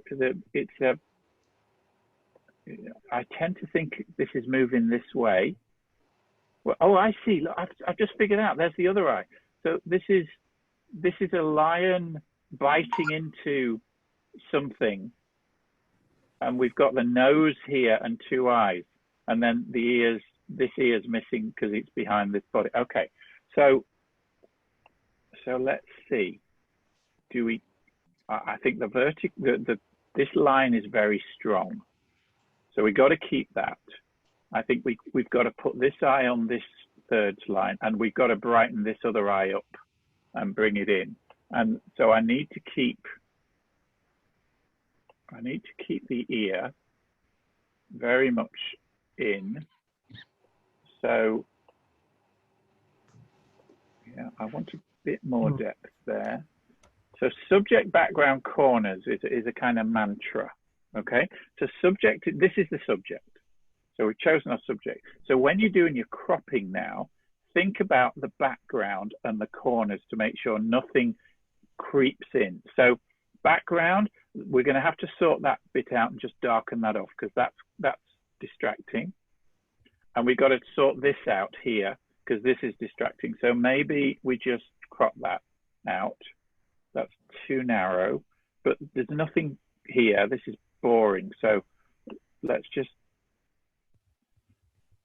so if we went to something like that, now, if we go over to custom now, let's say we wanted to stick to 8 by 10, that would be a closer crop, but 16 by 9, we're almost at a 16 by 9 crop here.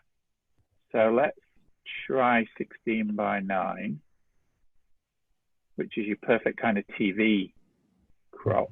You've got it on your machine. Yeah, I'm going to break the rule of thirds. I'm just going to keep the eye just a little bit off the rule of thirds. I think so. Because, yeah, let's go with that to try that and see. Okay, so now I think let's work on this first because I want to bring this up a bit. So I'm going to go with a radial filter because I love radial filter. And I'm just going to put it there. I'm just going to pull that up by a stop and a bit. A little, I don't want to make it too bright, but I've got to bring the shadows out more.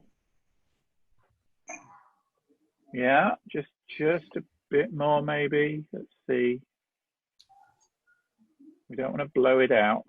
So there's one radial filter, and I'm going to maybe do another one now, just on the eye. here, just to bring out the eye area a little bit more.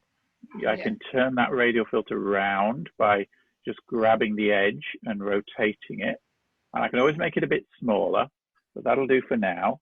And then just bring that eye out a little bit more. So if we turn that radial filters off and on using this little clicker down here, we can see before and after. And the detail that we've brought out in the face now generally is probably pretty good. I might just, either with a radial filter or with an adjustment brush, I might just take that down a tad, just half a stop or so, because that's a bit bright. Exposure to increase and decrease. Yeah, and then I want to fix this over here. So again, turn that off, turn it on, pop a radial filter on here. Now, I don't want to use exposure. I just want to bring the highlights down a bit, just to soften off that. Maybe a little bit on exposure. Just you see that tones it back into the background a bit more. Yeah. before it was,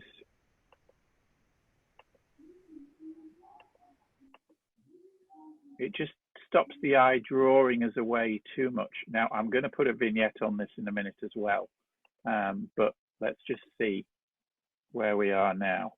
So now if we went for just down to effects and went for a standard vignette, you know, this kind of a vignette, okay, that's okay, but it's a central vignette, and I think we probably need yet another radial filter on rather than doing a standard vignette here. So just double click to leave that where it was, go back up here, and I'm going to do a radial filter that I'm going to rotate around the whole of that head there, invert it, so underclick the invert, yeah, and now so you see if I overdo it you can see, but now just pull it back, because now that's getting nice and dark and this is getting nice and dark, but we've got the pool of light really where we want it. Yeah. Now from a color point of view, I don't know. I think it looks to me beautifully warm and golden light and all the rest of it. Is it too warm? No. I don't know. I don't know. I mean, we could just cool it off a little bit, and that brings out a little bit more of the detail here. This is a little distracting, but this is a nature shot, so we're not going to change. We certainly can't clone, I don't think, or take anything out. This would be a nature shot, I guess.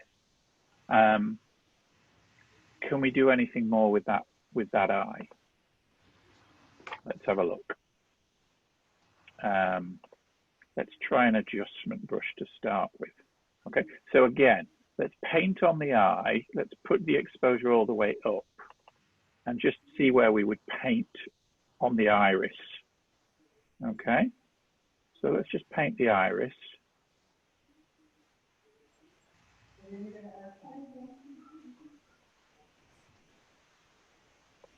So that's the iris painted in there.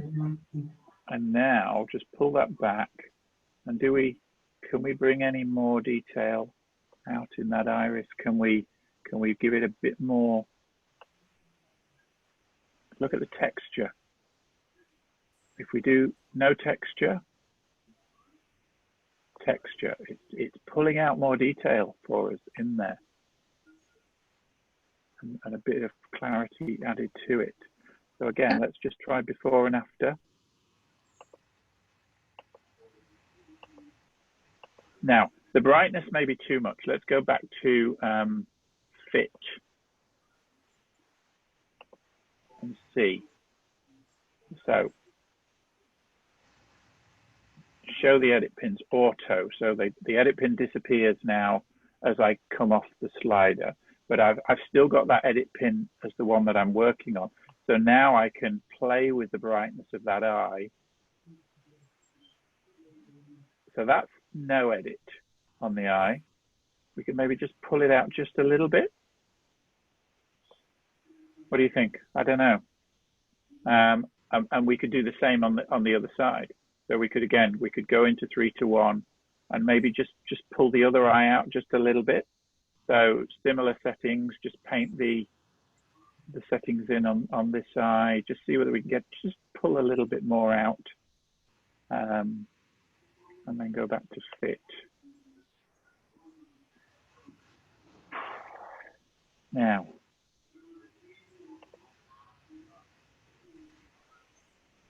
this is the brightest area of the image now. So I'm just going to see whether I can just paint that down.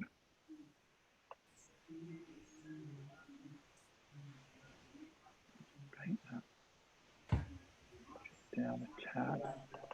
So let's just push the highlights. We've still got all the detail, but it's just, again, it's just pulling it, the eye maybe just doesn't quite get pulled to it as much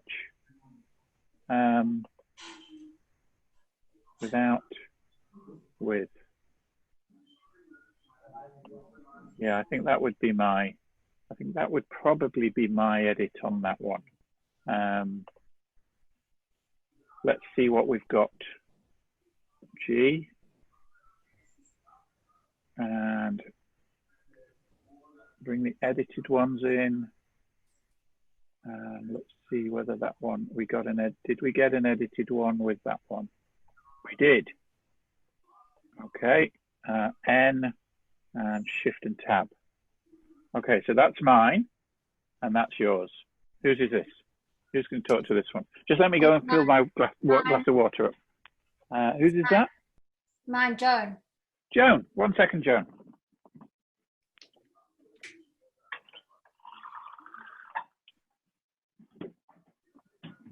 Wow, Joan, you must be impressed with what Joe's done here, hey? So, Joan, tell us about the shot. Well, it was one of the first shots I ever took of nature, really, with a proper camera, and yeah. But I must say that I felt that I got it nice and sharp, and I got. Oh, you did. But it was the lion cub was on the other side of the buffalo kill, and every time anybody came, any one of the others came anywhere near, he would growl at them.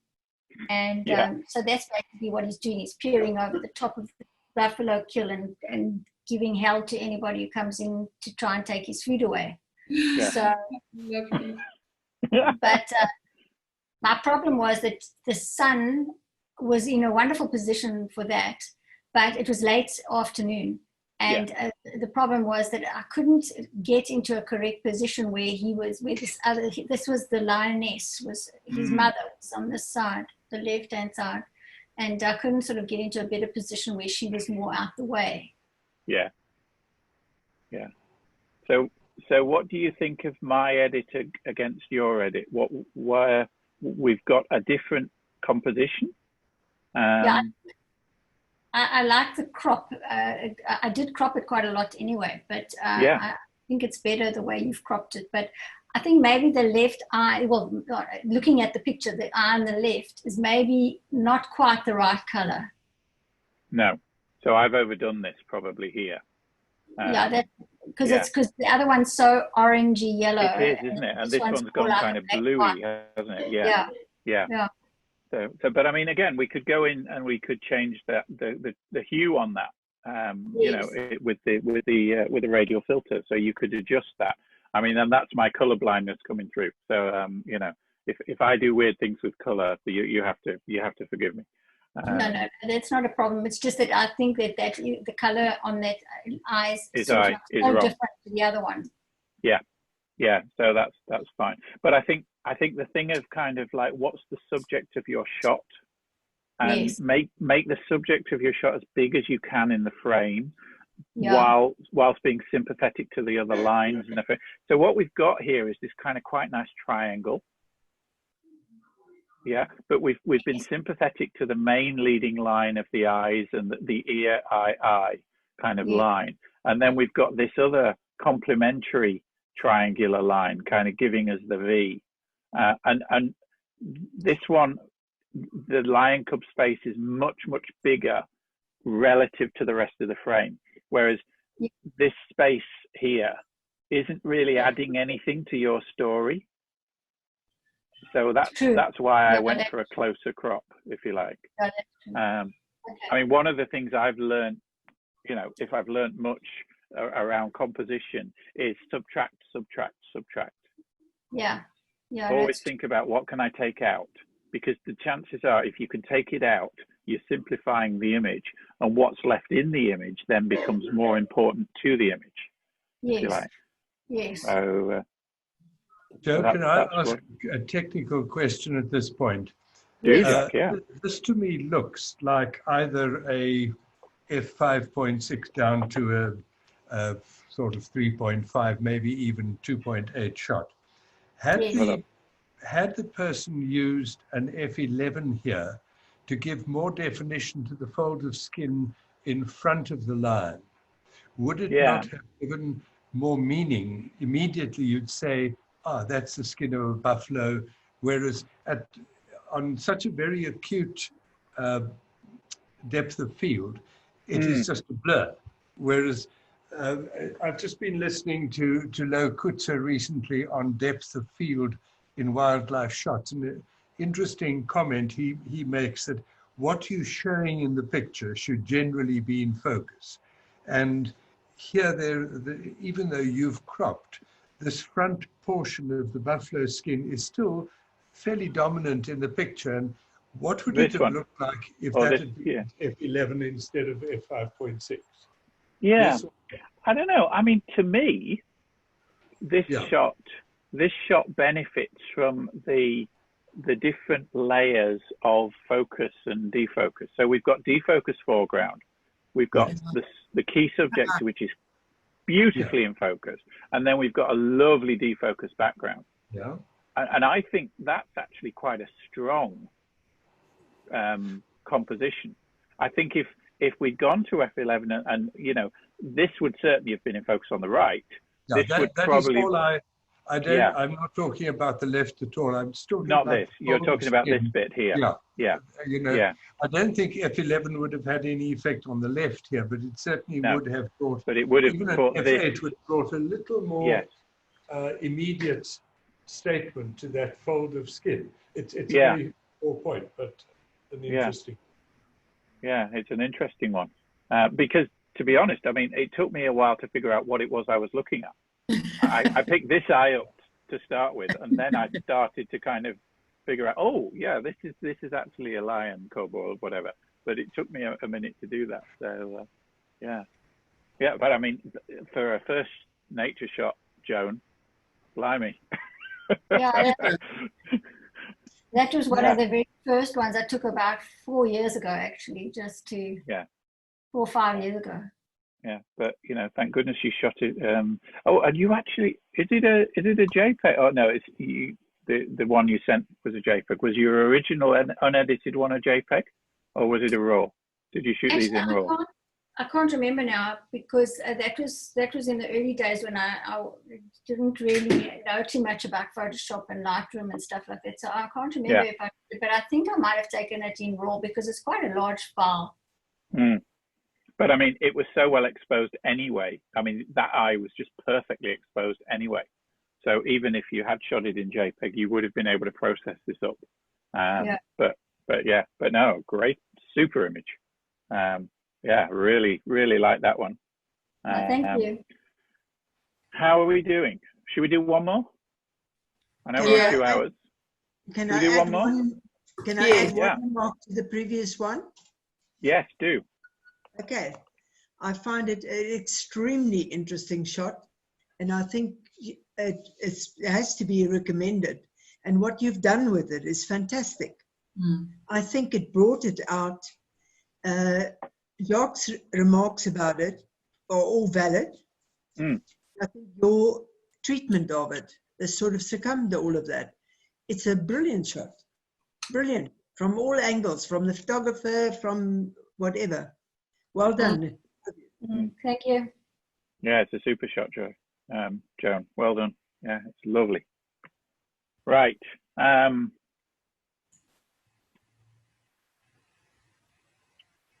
Which one should we do now? Pick a shot. That one that the arrow's on at the moment, that road with the... Okay, I think this was, this was the black and white from the club night, wasn't it? Where, okay, all right, so let's process this one then. Okay, and I don't know whether we're in JPEG or RAW. Well, let's see. Okay, all right. Okay, first thing I'm going to do is go panoramic with this one, and I'm going to sort the horizontals out because it looks as though it's slightly bowed. So I'm going to go, I'm going to press R to get into the crop mode. I'm going to go to Well, we can go 3 by 1, or let's try 3 by 1. Okay, so there's a standard kind of panorama, and then I'm just going to come outside of the main crop, and then I can just rotate it just by eye. Let's have a look. Now you see, yeah, the telegraph pole is not straight, so I'm just going to by eye. I think that would probably be about right on the horizon line. Yeah, I'd be fairly happy with that. Now, what can we do? Whenever I have lines coming into a shot, like the telegraph lines here, I would always try running one of the lines from the very corner, because it just seems to work compositionally very often. So does that leave the hill in the right place for us? Does it leave it big enough? Yeah, let's go with that. Now, see, I'm cutting off the top of that cloud. Now, R again. Right, I'm not going to be constrained by a 3:1 crop. I want a little bit more height. So I'm going to need a little bit of left-hand space, and then to go a little bit on the height. Because I do like these clouds here. So again, those are going to come into the edge there, and I like that cloud up at the top there. So we've got like this V of clouds coming in. Now that's annoying.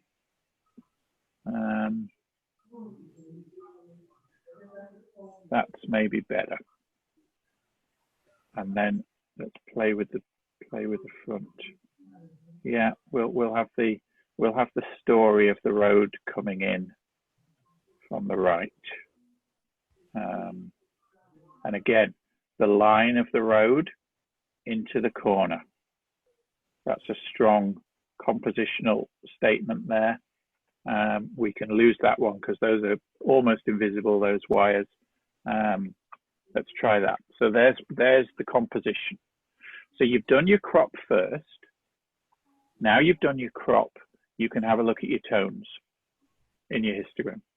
Okay, so we've got plenty room in the shadows here to expand our dynamic range. So we can pull the blacks back and darken off the center of that hill a little bit.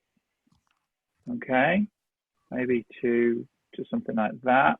And we've got a little bit of play in the whites. So let's just push the whites a bit and just see whether we can accentuate those whites a tad.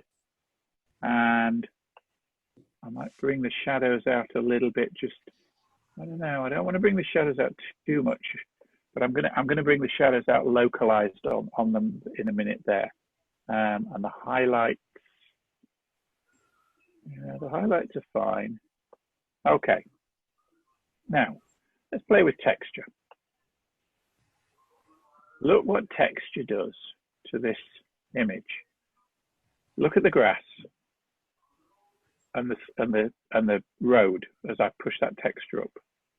Yeah, and look what it does to the cloud.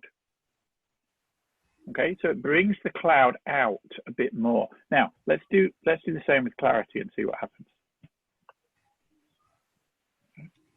So clarity gives a kind of much flatter, more boring kind of look. Texture is a much more sympathetic treatment of the detail. So I'm going to leave the texture where it is. I'm going to try a bit of vibrance. I don't know whether vibrance is going to help us. No, it's not. It's going to give us funny colors. So that's fine. Now, what do we do next? All right, let's sort the sky out. So graduated filter. Start it halfway down the sky and drag it down so that the center line hits the horizon line. Okay, a little bit further. Now, you see it's wobbling around like this, and I want it straight. Hold the shift key down while you are moving the graduated filter. As I hold the shift key down, it forces it to be a straight line across the horizontal. If I take my finger off the shift, then it does this. As soon as I hit the shift key and move, it constrains it to being a straight line. Okay. So again, I want the line on the horizon. So about there, and oh, missed it. All right, well, then I'll just fix it this way. There we are. I'll just go to the end and fix it like that, and then just drag the center bit down a tad. Okay. Now, that's fine, but you can see that I need to mask out the mountain. Okay. How am I going to do that, I wonder? Range mask. Range mask, luminance, and then just come off the darker areas. Okay, so now you can see that the range mask is only going to be applied to the mountain. So if we can see up there the exposure all the way down, and you can see as I change that luminance mask,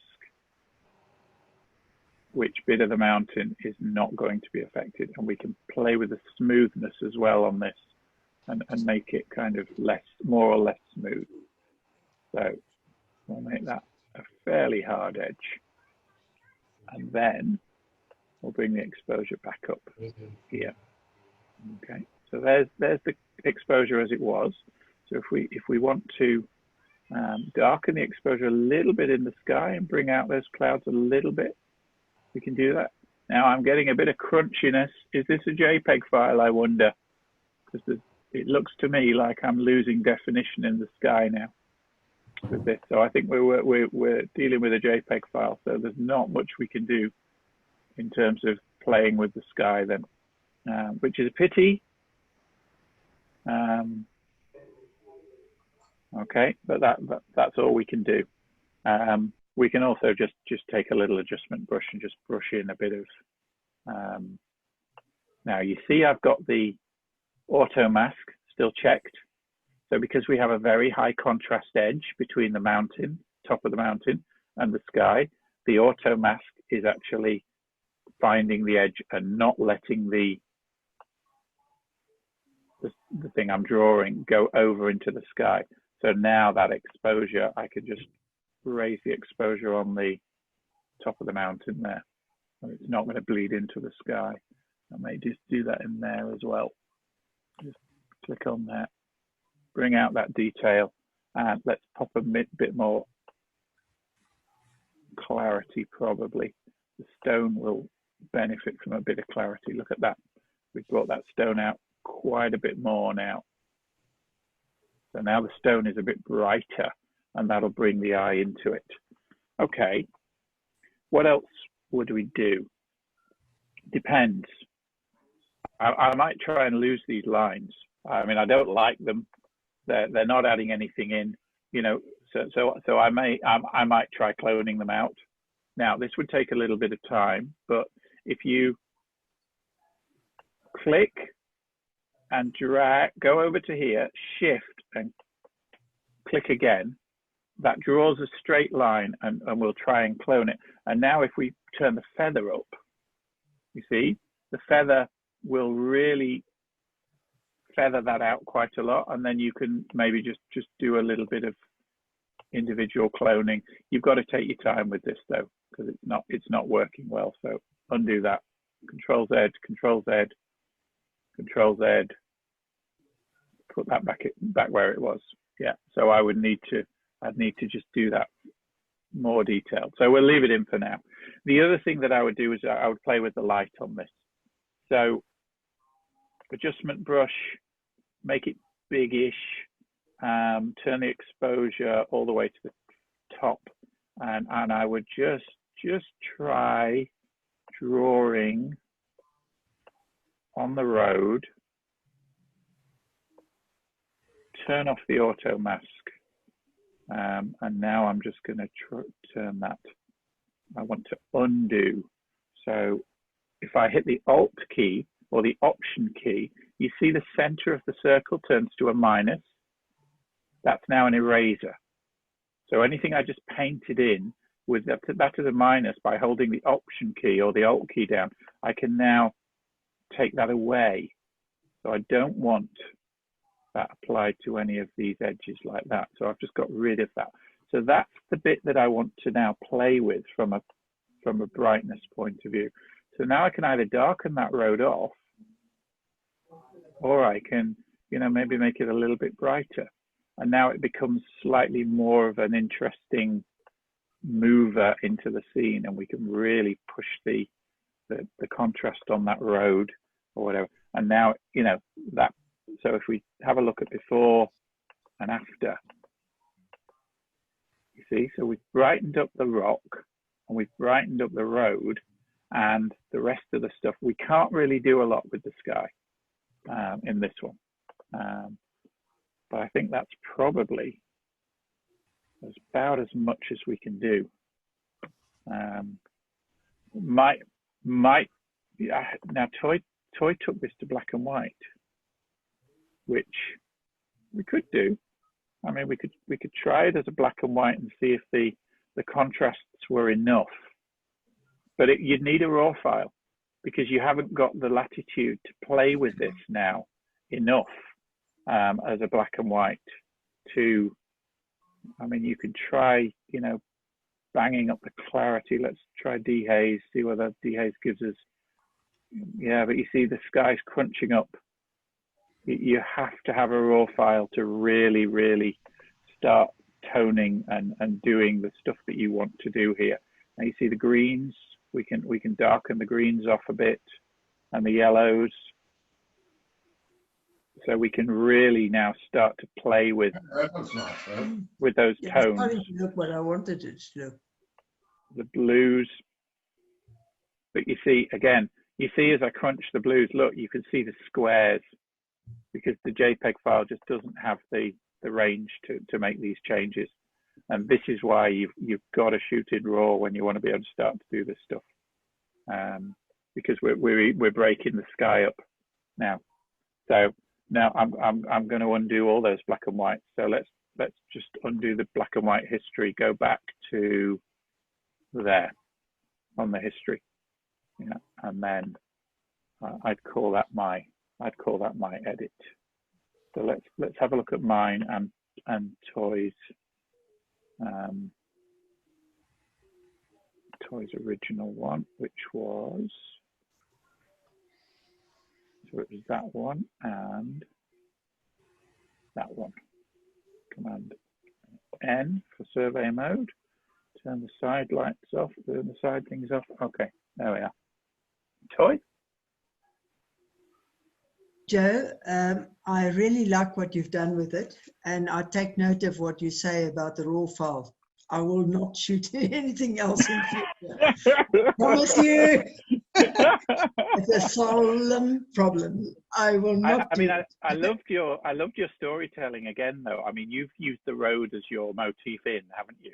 And then you were kind of playing with the highlights and a heavy vignette and all the rest of it. I think this was just too much. You've because there's an edge here, and there's not a natural edge. So if I'd have done that kind of thing on, you know, with a vignette, I think I would have done a much. So if you'd have vignetted the mountain, say, you know, to make it and everything else around it darker. Yeah, so let's invert that and make it darker around the mountain, like that. So you see, then I would have done something like this to darken everything else off. Which then I would have similar to what I did. Yeah, and now I would have done the range mask. Yeah, and pulled this right hand edge back so that it didn't affect necessarily the sky. You see, I want to darken the sky off. So, you know what I was trying to portray here? You've actually shown it here. I was trying to portray the sun coming through the clouds at the moment, because it was cloudy all day, but the sun kept on coming through. And I wanted to catch the sun as it came through at that moment, but it didn't work. I wasn't able to do it, but that is what I was trying to do. Right. Okay. But I really appreciate what you've shown me because I've learned a lot. Thank you very much. Thank you. Yeah. So interesting, but yeah, yeah, it's. I mean, there's lots you could do with this, but yeah, I would have, as I say, without the raw file, it's very difficult to make those changes. So I'll just put that back to where it was before I accept that, and I will shoot in RAW in future. I promise. We go back to the history. You see, the history panel's so good when you want to just try something like this and then undo it. I mean, that's actually quite a nice. I actually quite like that as a look now. Because then you could kind of maybe just push that exposure. Oh, that's the wrong one, isn't it? Yeah, we've got a really interesting kind of thing going on there now, haven't we? With a, the white in the background. It's too much maybe, but yeah, there's something going on there. Can't even remember where I've put that vignette, but that's another look, isn't it? Something like that. So yeah, but go back to the history, and we'll go back to.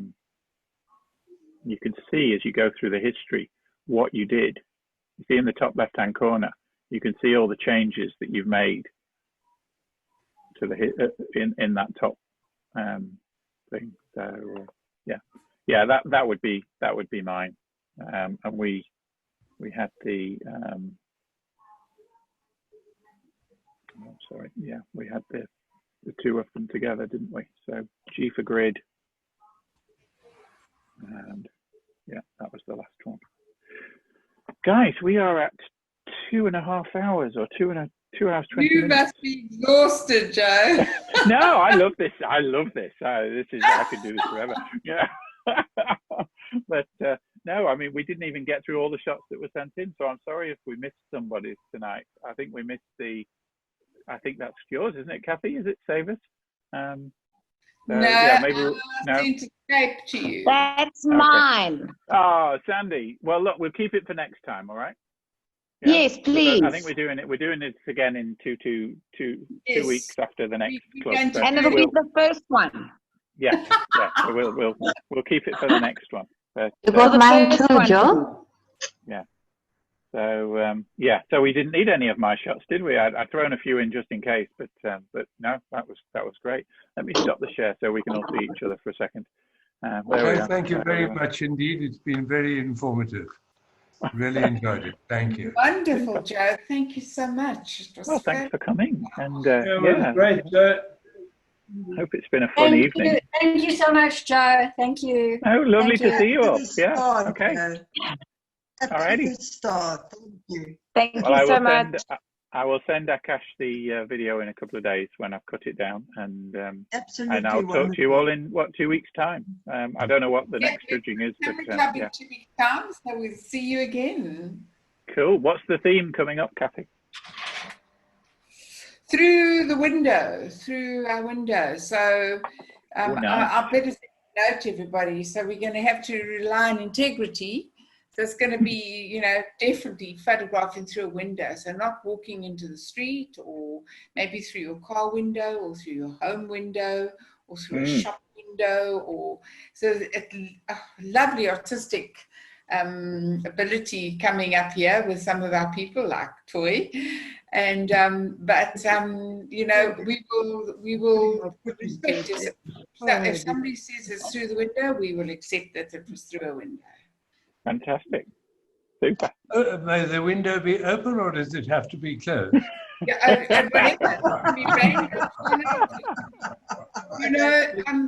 can in be this weather, I suggest closed. But not your shots of Marina Beach. Your shots of Marina Beach are going to feature, are they? That is through a window. Yeah. Through a window. No, just through a window. You can use the window in your image. You can use the window frame. You can use like raindrops on the window, or it can just be through your window, through your car window, through your house window. But not sitting on an open game drive vehicle and saying that was through a window, because that was not. Well, thank you all for letting me butcher your images tonight. I hope I didn't offend anybody. Or thank you, Joe. Thank you for your time. We love you. Thank you so much. Good night. Good night, everyone. Wonderful. Thank you. In a couple of weeks. Thank you, everybody. Good night. Night all. Keep safe. Good night. Good night. Keep safe. Bravo.